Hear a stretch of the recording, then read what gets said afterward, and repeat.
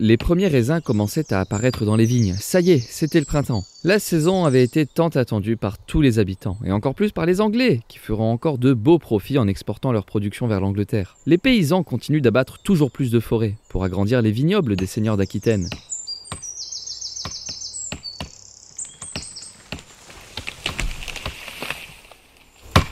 William fut réveillé par un de ses coups de hache un peu trop puissants. Le Gallois avait fêté hier ses 32 ans, et le vin avait coulé, bien sûr. C'était donc normal qu'il se réveille avec un mal de crâne conséquent. Mais il devait vite se ressaisir. Le sergent d'armes allait bientôt venir faire l'inspection du camp.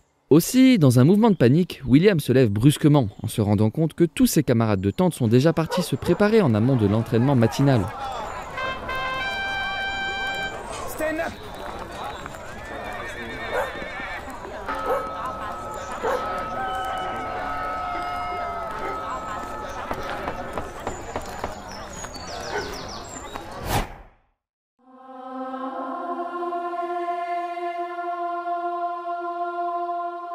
En 1409, dans les riches terres d'Aquitaine, la couronne anglaise détenue par la dynastie des Lancaster s'oppose farouchement à la France, alors que la guerre de 100 ans fait rage. Depuis 3 générations, les noblesses de chaque royaume se disputent la possession des ressources, terres et des habitants qui y vivent. Presque tous les coups sont permis, et chaque camp aime à se défier dans de terribles affrontements. Pièce maîtresse des troupes anglaises, les archers constituent la principale force vive des armées anglaises suite à leur implacable victoire à la bataille de Crécy en 1346. William Fletcher est un de ces archers, dont l'expertise sur le champ de bataille est louée par les seigneurs anglais autant qu'elle est méprisée par la noblesse française.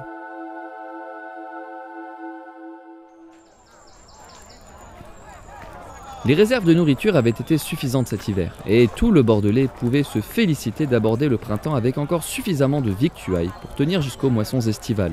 Ce matin, William prit dans le garde-manger de la viande séchée, des lentilles, quelques fruits secs et un morceau de fromage de chèvre qui lui rappelait sa terre natale. Au Pays de Galles, William avait dû laisser sa famille lorsque l'opportunité se proposa pour lui d'être transféré outre-Manche pour supporter l'effort de guerre. Étant très bon chasseur, ses talents à l'arc avaient été vite reconnus par ses camarades de camp. William le sait, étant lui-même gallois, les Anglais n'ont pas toujours une bonne image en France. Plus d'un siècle plus tôt, sa terre natale avait été conquise par le roi Édouard Ier. Aujourd'hui, il aidait ces mêmes Anglais à soumettre le royaume de France et ses territoires. Ces thématiques de la guerre de 100 ans sont au cœur de l'exposition du centre Azincourt 1415 dans le Pas-de-Calais. Son responsable, Ludovic Hiltenbrand, connaît bien ce sujet.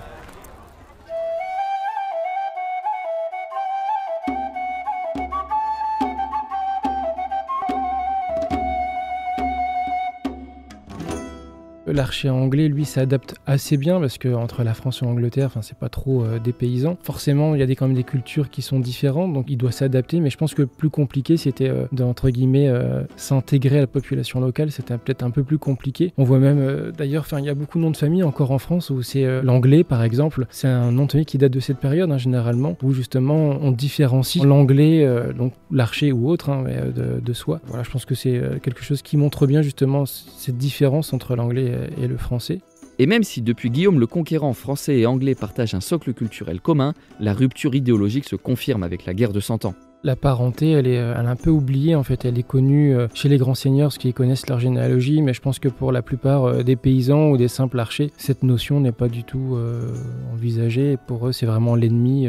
Moi, je pense qu'ils se voyaient comme ça. L'archer était vraiment l'ennemi qui venait conquérir nos terres et qu'il fallait, à la Jeanne d'Arc, le bouter en dehors du royaume.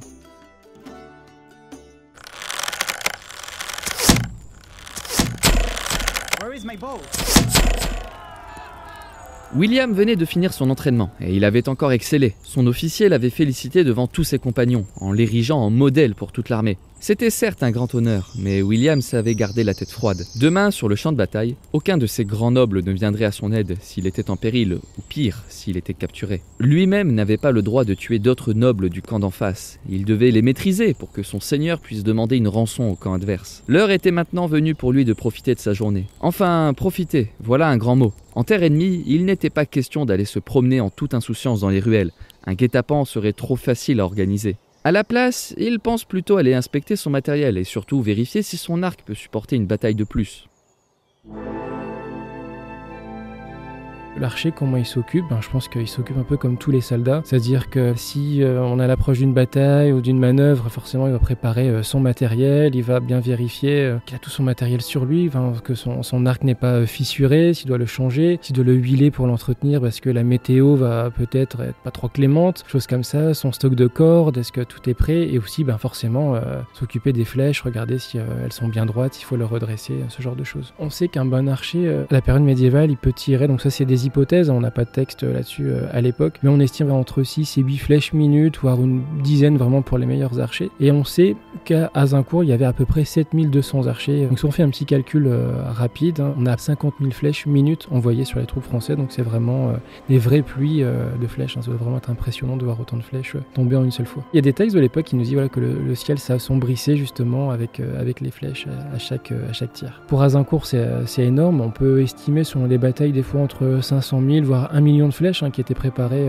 avant. Donc il faut beaucoup de plumes, il faut beaucoup de pointes. Les pointes, elles sont fabriquées très rapidement, 1 minute par flèche. Et par contre, il faut beaucoup de plumes pour l'empennage de la flèche. On a des traces comme ça dans les sources britanniques où, selon les périodes de la guerre de 100 ans, si c'est juste avant une bataille, juste après, il y a une quantité de plumes qui est demandée un peu comme un impôt en fait, où chaque paysan doit donner des fois 3 plumes, 6 plumes par bois possédé. Voilà, c'est un peu le fonctionnement qu'on a en Angleterre.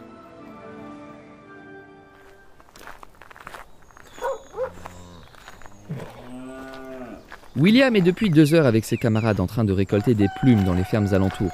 Oh, il y a bien sûr l'approvisionnement officiel qui devrait arriver bientôt, mais autant aller se fournir directement auprès de ceux qui en possèdent.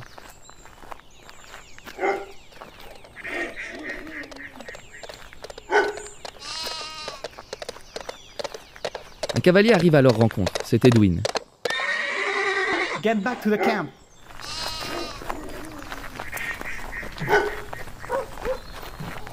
En arrivant au camp, l'ordre leur est donné de préparer leurs affaires et de déménager au château de l'Esparmédoc. Leur camp actuel doit accueillir des renforts venus d'Angleterre, toujours plus d'archers pour les combats à venir.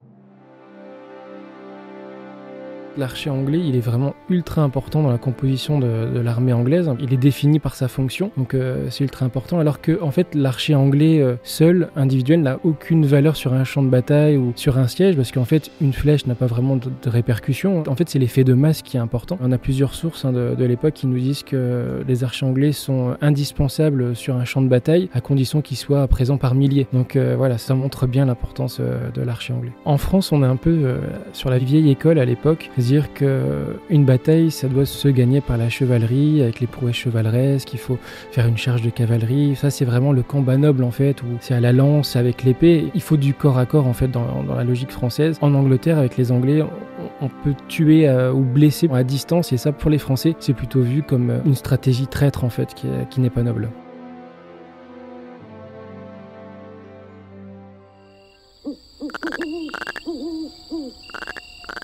L'air commençait à se rafraîchir. Depuis 20 minutes déjà, le soleil était passé sous la cime des grands arbres. William n'était jamais venu auparavant à l'Esparmédoc, et ce redoutable château avec cette grande tour d'honneur ne le rassurait pas. Mais c'était surtout la présence de bandits et marauds dans les marécages environnants qui ne le rassurait pas. Mais ça, pour rien au monde il ne l'aurait avoué à ses compagnons, il fallait garder la tête haute. Bon, éteignons les lanternes, se disait-il. Demain sera un autre jour, et cette guerre devrait bientôt prendre fin. Après tout, elle durait déjà depuis 72 ans.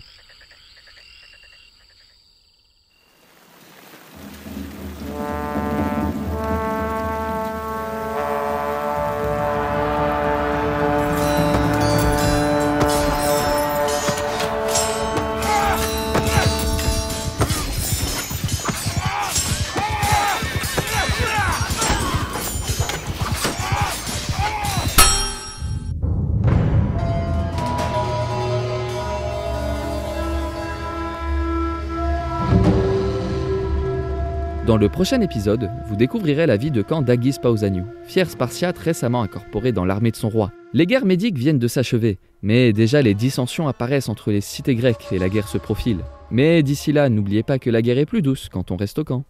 Merci à Ludovic Hiltenbrand, responsable du centre Azincourt 1415 pour sa participation à cet épisode de Quo Vadis Milites. Retrouvez dès maintenant mes autres contenus historiques sur ma chaîne YouTube.